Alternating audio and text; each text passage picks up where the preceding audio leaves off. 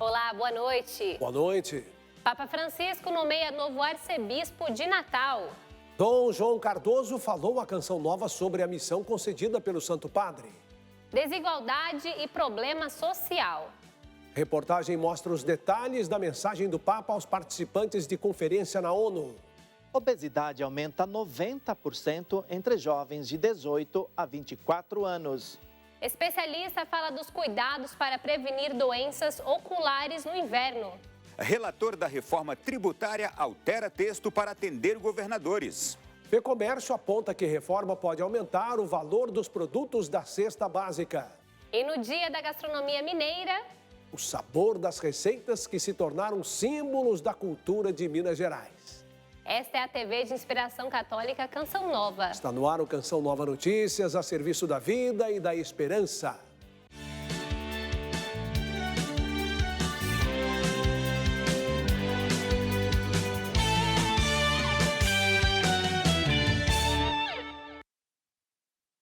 Após o anúncio da libertação do bispo de Matagalpa, Dom Rolando Álvares, pelo governo da Nicarágua, o religioso voltou a ser detido por forças do governo hoje.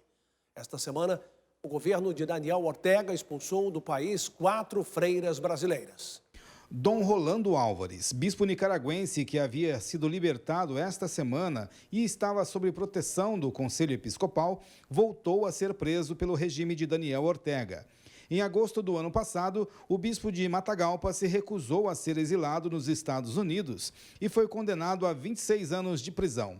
De acordo com a imprensa local, no último dia 30 de junho, a Corte Interamericana de Direitos Humanos solicitou a libertação imediata do prelado católico, levando em consideração os riscos que estaria submetido na prisão. A data limite para a soltura termina na sexta-feira, dia 7 de julho. Dom Rolando se recusou a deixar o país e voltou a ser preso.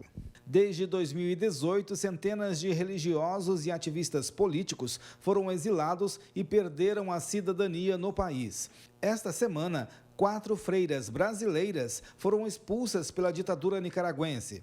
O Instituto das Irmãs Pobres de Jesus Cristo foi fechado e seus bens confiscados.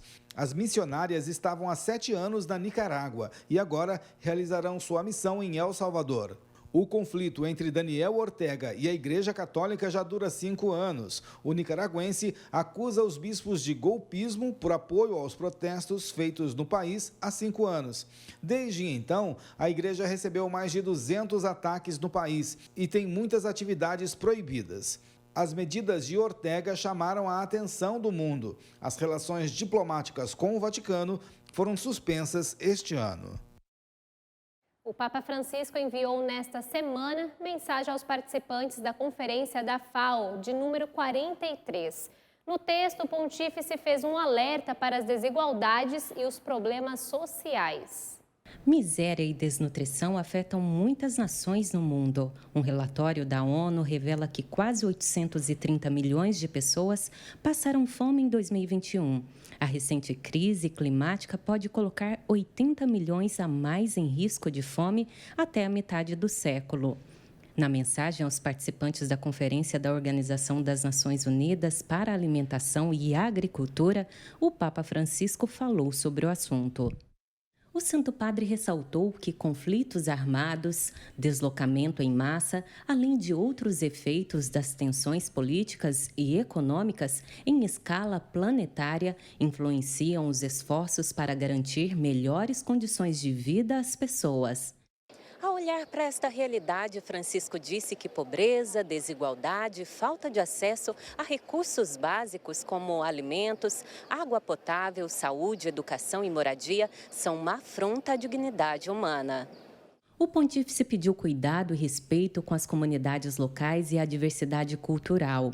Destaca que, para a transformação desta realidade, não pode haver espaço para o conflito ou oposição, e sim uma abordagem multilateral, ou seja, atenção e empenho de diferentes nações. O Papa afirmou que a Santa Sé vai continuar contribuindo para o bem comum, tudo para que não falte o pão de cada dia a ninguém em nosso mundo e para que o nosso planeta receba a proteção necessária, assegurou Francisco.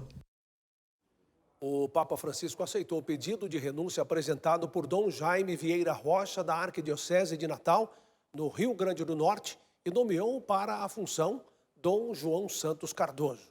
Nossa equipe em São Paulo tem os detalhes dessa nomeação. Sidney, boa noite para você.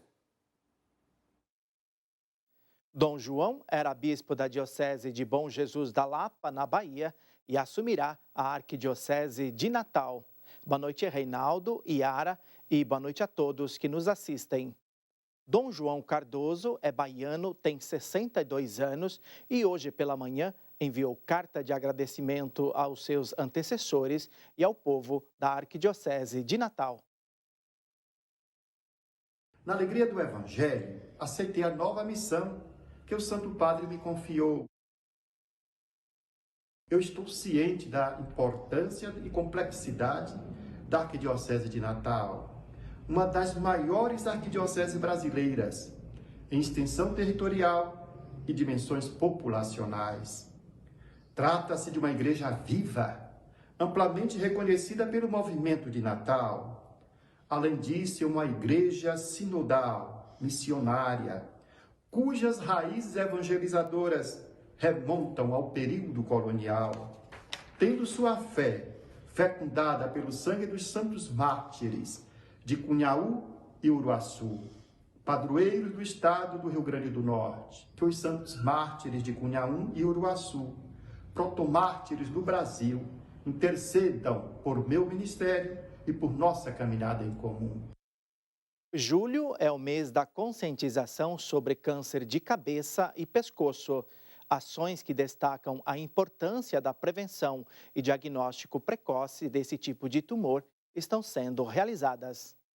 A Cor Verde, no mês de julho, identifica a campanha de prevenção do câncer de cabeça e pescoço, o 6º tipo mais comum no mundo. A gente fala desde câncer de pele, mais de 30% dos cânceres de pele estão relacionados na região da área da cabeça e pescoço.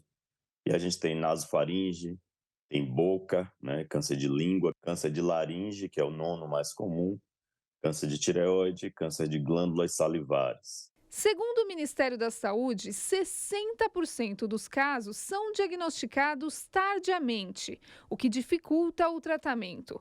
Por isso, a atenção aos sintomas iniciais é fundamental.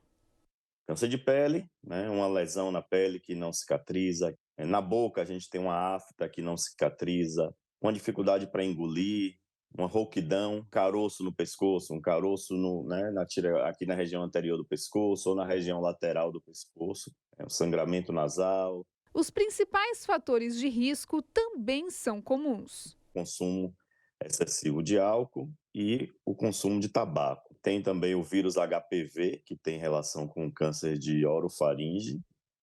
E aí, exposição à radiação, exposição ocupacional. O estágio da doença determina os cuidados necessários. Em alguns casos, a cirurgia é recomendada. A importância da gente estar falando nas mídias, das pessoas divulgarem a informação para que a gente tenha um diagnóstico precoce, com cirurgias menos mutiladoras, menos sequelas para os pacientes. Alguns tipos de câncer de cabeça e pescoço podem afetar a fala, mastigação e gerar dificuldades para engolir alimentos. Por isso, o acompanhamento com um fonoaudiólogo é importante. De engolir, então a alteração seria a disfagia, a função da voz, a sua alteração seria a disfonia, pode também acarretar a questão de fala e até mesmo de respiração. Por isso que entra o Julho Verde, porque quanto mais tardio for o diagnóstico, maior será a intervenção e, consequentemente, maior será a sequela e a reabilitação será mais prolongada. Pesquisadores da Universidade Federal de Pelotas, no Rio Grande do Sul, fizeram um inquérito por telefone com jovens das 5 regiões do país para monitorar como anda a saúde dessa parcela da população. A conclusão traz um dado preocupante. A obesidade aumentou 90% nessa faixa etária. 9.000 pessoas ouvidas em 4 meses. O levantamento de janeiro a abril constatou que 17% dos brasileiros entre 18 e 24 anos têm obesidade. No ano passado, o índice era de 9%. A explicação para o aumento de peso é multifatorial, que a gente chama, né? Tem várias coisas que são implicadas nisso. O aumento no consumo, né, de alguns alimentos, principalmente, o aumento da alimentação como um todo, uma diminuição da atividade física, outros comportamentos como diminuição de sono, relação do ambiente, aumento de estresse, de ansiedade. Os números confirmaram fatores agravantes. 31% dos jovens já receberam o diagnóstico de ansiedade. 32% relataram consumo excessivo de álcool e 54% dormem menos do que o recomendado, o que pode desencadear inúmeras doenças. Podem ter pressão alta, podem ter alteração de triglicéridos, podem ter glicose alterada, podem ter alteração de colesterol. O levantamento também mostrou que os jovens são os que menos consomem frutas, legumes e verduras de maneira regular. Além disso, apenas 36% praticam os 150 minutos semanais de atividade física recomendados pela Organização Mundial da Saúde. Fruta, legume e verdura tem muita vitamina, mineral, tem fibras e tem compostos bioativos que a gente chama de antioxidantes, que protegem o corpo contra doenças, contra alterações também, né? É super importante não só para a gestão de peso, mas para vários fatores relacionados à nossa saúde física e mental. E para combater a obesidade, alimentação, atividade física e outros fatores são fundamentais. O tratamento nunca é só o uso de medicação, ele tem que ter uma mudança de hábitos de vida e precisa do auxílio do profissional para isso. Essa perda de peso, se for necessária, adequação de peso, ela vai acontecer melhor se a pessoa tiver uma rede de apoio, se o ambiente contribuir também. O Senado não deverá votar projeto que poderia derrubar decretos do presidente Lula sobre o marco do saneamento básico. O governo deve enviar um novo decreto ou um projeto de lei com sugestões dos parlamentares. A repórter Aline Campelo traz os detalhes. Boa noite, Aline. Uma excelente noite para você, Yara, e para todos que nos acompanham no Canção Nova Notícias. Os líderes dos partidos negociam a retirada de pauta do projeto que derruba decretos de abril do presidente Lula para anular normas do marco do saneamento básico. Os presidentes aprovaram a retomada da legislação atual e a proposta foi incluída na pauta do plenário. Os parlamentares consideraram o decreto de Lula um desrespeito ao Congresso Nacional, que aprovou o marco do saneamento básico.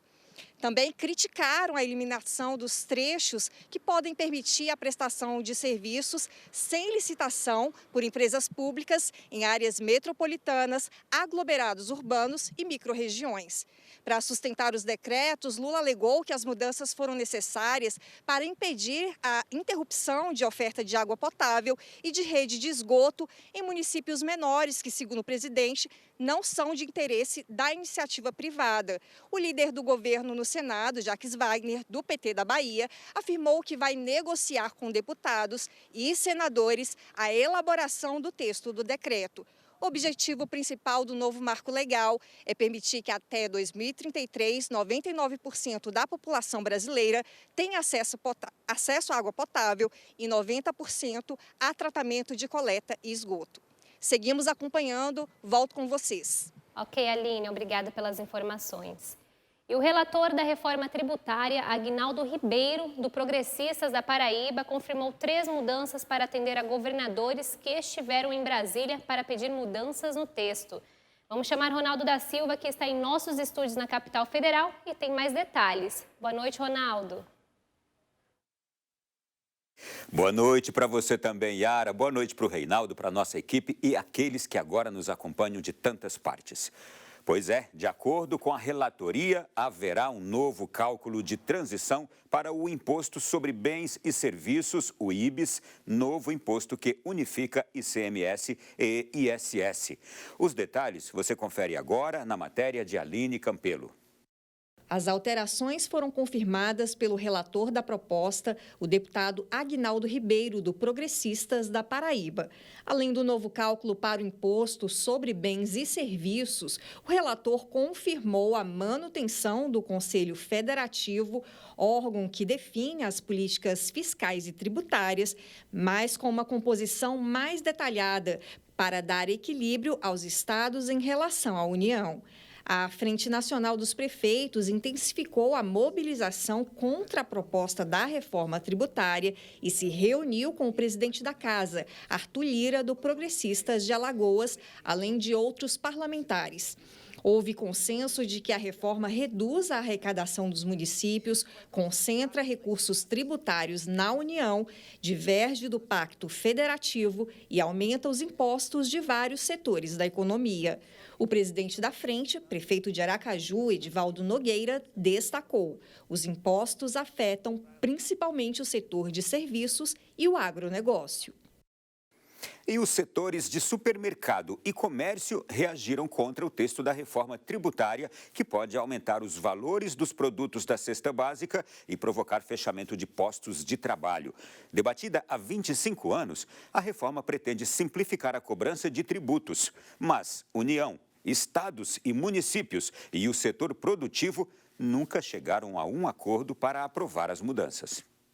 Seu Valdivino faz compras todos os dias no supermercado próximo da casa dele. Com a possibilidade do aumento nos preços, o aposentado considera diminuir a quantidade de produtos no carrinho, sem abrir mão do gasto diário. Se aumentar, eu tenho que comprar mais pouco, né? Faço todo dia, leva mais pouco. Diminui, né? De acordo com a Associação Brasileira de Supermercados, se aprovada sem alterações, a reforma tributária pode elevar os preços de mais de 1.000 itens da cesta básica em até 59%. Arroz, feijão e carnes podem ficar mais caros. A reforma, do jeito que ela está, ela aumenta muito o preço dos produtos da cesta básica. E quem é que consome mais os produtos de cesta básica? O pessoal com menor poder aquisitivo. O texto da reforma tributária considera a substituição de impostos estaduais e federais cobrados sobre os itens da cesta básica em duas formas de arrecadação por meio do IVA dual, unindo IPI, PIS e COFINS, e outro com a unificação do ICMS e ISS.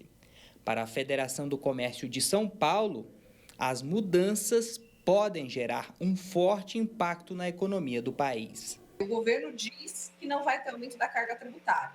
A gente realiza cálculos e verifica que sim, vai ter aumento da carga tributária. Isso preocupa muito. Por quê? Porque imagina, a gente vai ter aumentos aí de produtos essenciais na alimentação da cesta básica. Para a federação, falta transparência nos debates da reforma. Para vocês terem ideia, a gente não tem um texto efetivo que será votado. Então, ele será apresentado apenas na hora da votação. Então, a gente, enquanto sociedade, representantes dos empresários, não sabe qual é o texto que efetivamente vai ser votado. Os próprios deputados não sabem. O relatório da reforma tributária deve ser votado na Câmara dos Deputados até a próxima sexta-feira. A população brasileira envelheceu e está menor do que se previa. O envelhecimento foi mais rápido do que o esperado. Ronaldo da Silva retorna e conta mais pra gente.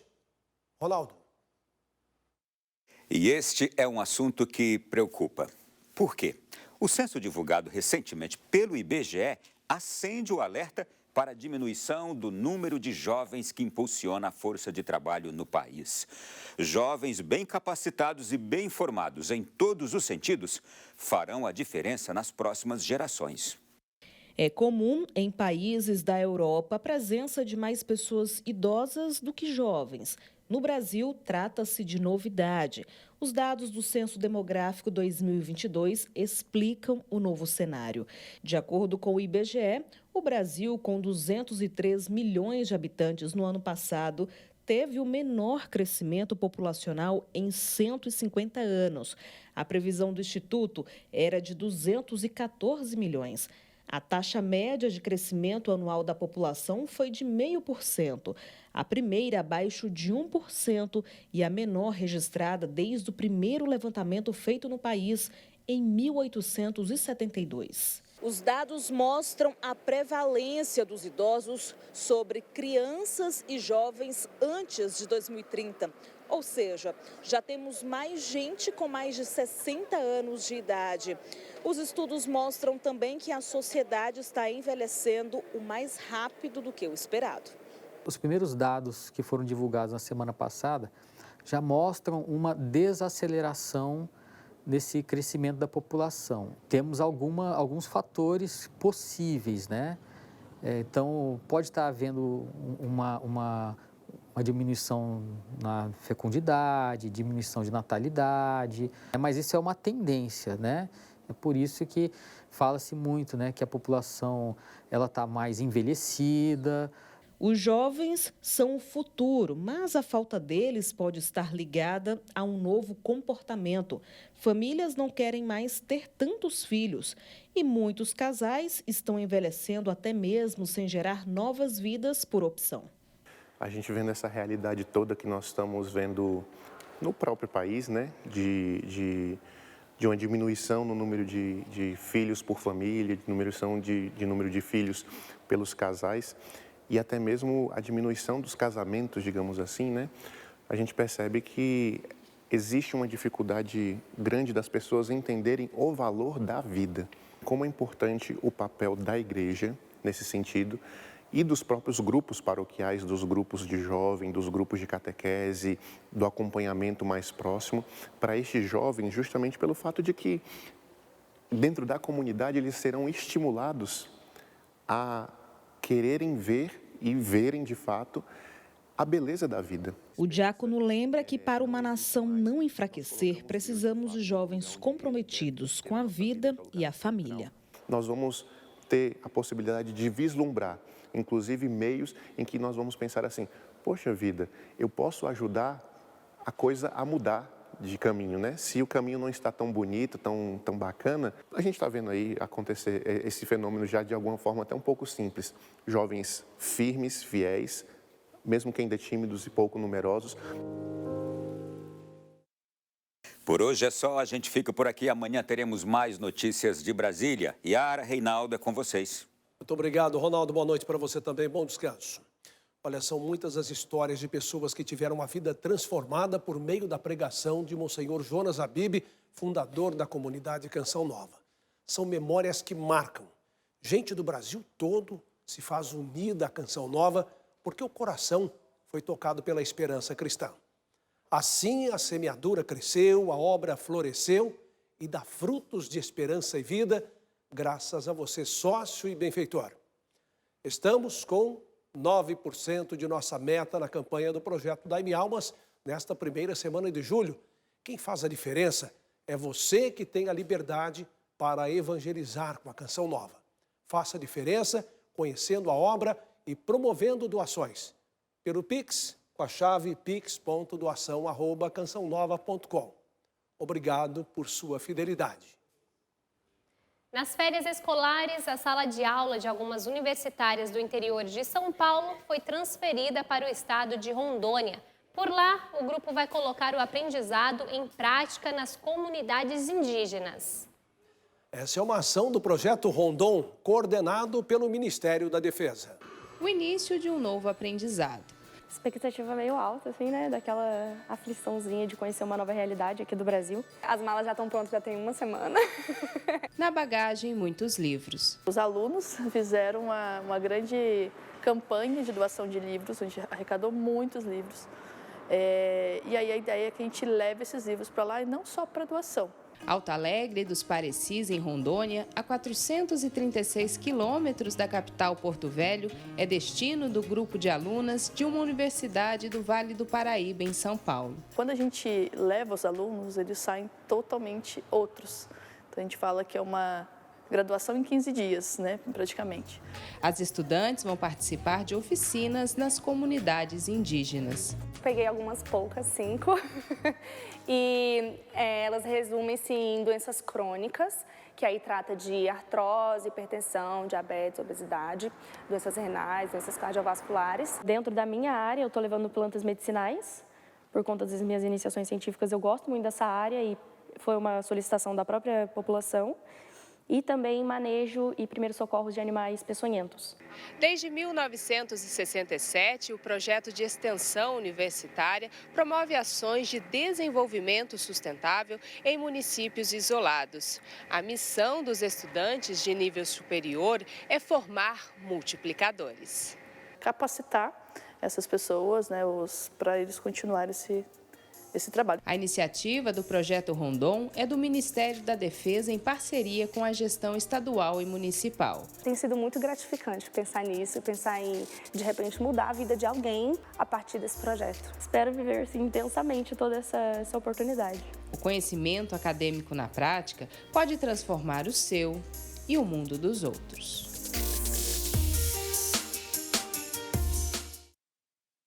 Por ocasião do jubileu de 2025, o Papa Francisco instituiu a Comissão dos Novos Mártires, Testemunhas da Fé, no Departamento Vaticano para as Causas dos Santos. A novidade foi anunciada por meio de uma carta divulgada hoje pela Santa Sé. O objetivo do grupo de trabalho será elaborar um catálogo de todos aqueles que derramaram seu sangue para confessar Cristo e dar testemunho do Evangelho. No texto, o Santo Padre afirma, abre aspas, os mártires da Igreja são testemunhas da esperança que vem da fé em Cristo e incita a verdadeira caridade, fecha aspas. De acordo com o pontífice, os mártires de hoje são mais numerosos do que nos primeiros séculos. São bispos, sacerdotes, consagrados, leigos e famílias que em todo o mundo, com o dom de suas vidas, ofereceram a prova suprema da caridade. Agora a gente muda de assunto para falar da saúde dos olhos. A estação mais fria do ano tem um clima seco e baixa umidade do ar. Isso deixa as pessoas ainda mais vulneráveis às doenças oculares, não é isso? Pois é, Reinaldo. E nessa época é fundamental ficar atento à saúde ocular. Confira na reportagem os cuidados necessários. Quando a temperatura diminui, é hora de tirar cobertores e casacos do guarda-roupa. Mas a atitude comum exige cuidado. Isso favorece realmente, né, o acúmulo de ácaros e outros alérgenos que favorecem a alergia ocular. Né? Então, o ideal é fazer a limpeza do guarda-roupa, né, adequada, onde eles estão guardados, né? Lavar e deixar secar ao sol, né, para diminuir a intensidade desses alérgenos. O Conselho Brasileiro de Oftalmologia explica que as doenças oculares no inverno são causadas pelo acúmulo de poluentes no ar. Esse fator faz com que os nossos olhos percam a lubrificação natural. Na época de inverno, o tempo fica mais seco, né? E isso favorece uma evaporação da nossa lágrima muito mais fácil, né? E isso também favorece a dispersão de poluentes. O que é que isso provoca? Provoca a síndrome do olho seco pela evaporação da lágrima e esses poluentes, eles são alérgenos, ou seja, eles podem causar alergias oculares. Então, sintomas como coceira, ardência, né? Aquele olho que fica mais pesado, o olho que fica mais vermelho, eles são muito mais comuns de ocorrer no inverno pela síndrome do olho seco e pela ação desses alérgenos, provocando a conjuntivite alérgica também. Neste período frio e seco do ano, Ellen tem mais cautela com a saúde dos olhos. Nesse período do inverno, eu costumo lavar as lentes dos óculos, fazer uso de colírios, lubrificantes e o acompanhamento com o oftalmologista. Outra orientação bem simples também pode evitar doenças oculares. Tomar cuidado de não estar dividindo cobertores, não estar dividindo toalhas, né? Está sempre lubrificando os olhos, né? Um colírio específico para lubrificação, prescritos pelo oftalmologista, não é qualquer colírio que pode usar. E também fazer algo que é comum para toda a medicina, que é a hidratação. Isso é super importante para manter a nossa lágrima ali presa no nosso olho, mantendo a lubrificação do olho, evitando assim que se evapore e cause o olho seco. A chuva pelo país está cessando. Vamos conferir no mapa. Acumulados expressivos ainda sobre o norte, do Maranhão ao Espírito Santo e no sul do Rio Grande do Sul, onde a frente fria avança sobre a região, causando chuva e sensação de frio nas demais áreas. Bom, o motivo desse cenário de tempo aberto em boa parte do país é por causa de um sistema de alta pressão que atinge todo esse território em laranja e inibe a formação de nuvens de chuva. Portanto, tardes quentes e com baixa umidade. No centro-oeste, por exemplo, o calor chega aos 37 graus no Mato Grosso e 30 em Campo Grande. E a umidade segue em nível crítico, abaixo dos 18% na região, na casa dos 16% em Minas Gerais e 18% em São Paulo. Reinaldo? Falar da cozinha mineira é pensar nos ingredientes simples e receitas cheias de memória e afetividade. A culinária de Minas Gerais conquista paladares pelo país e ganhou até uma data para homenagens. Tanto que hoje é o dia da gastronomia mineira. Quando o assunto é comida mineira, o prato preferido está na ponta da língua. Frango com quiabo. Muito bom. Feijão tropeiro. Tutu. Tutu que a gente não acha em outro lugar. A história da cozinha mineira começou no século XVIII com os povos que ocuparam o estado durante o ciclo do ouro. A culinária mineira, ela é a junção dos três pilares que formaram a nossa cozinha brasileira. Então essa culinária de Minas, ela é a síntese disso tudo, que são a indígena, que existia aqui, a africana e a portuguesa. A culinária mineira tem receitas tão marcantes que se tornaram símbolos da cultura do estado. Uma delas é esta, frango com quiabo e angu. É um prato que a gente adora e ele reúne realmente esses três pilares. Está presente aqui, por exemplo, através do quiabo, nós temos a matriz africana. Através do milho, nós temos o fubá, que se faz o angu, nós temos a indígena. E esse frango que vai, né, ele é ensopado, se configura assim, essa nossa influência portuguesa. O preparo da receita é simples e tem até dica para não deixar o quiabo com baba. O segredo do quiabo é, pegou o quiabo, lavou, higienizou, se enxuga um a um e frita rapidamente o quiabo. Depois de pronto, é só incorporar o frango ensopado, que deve ser frito separadamente. Para o angu, se usa apenas água e fubá.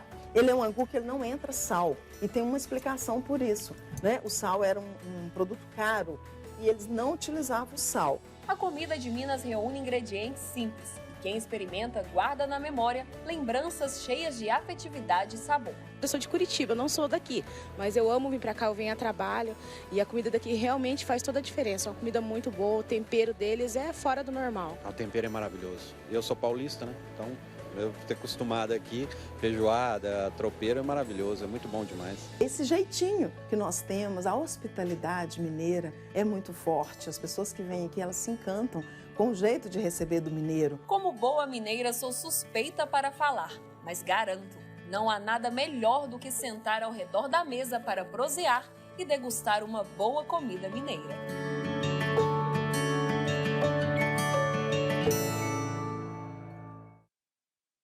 Olha, a receita completa desse saboroso frango com quiabo e angu você confere no nosso site noticias.cançãonova.com. O Canção Nova Notícias fica por aqui. Reveja as reportagens no portal noticias.cançãonova.com. E assista às 8 horas a Santa Missa do Clube da Evangelização, direto do Santuário do Pai das Misericórdias. Nos vemos amanhã. Uma ótima noite. Boa noite, paz para você.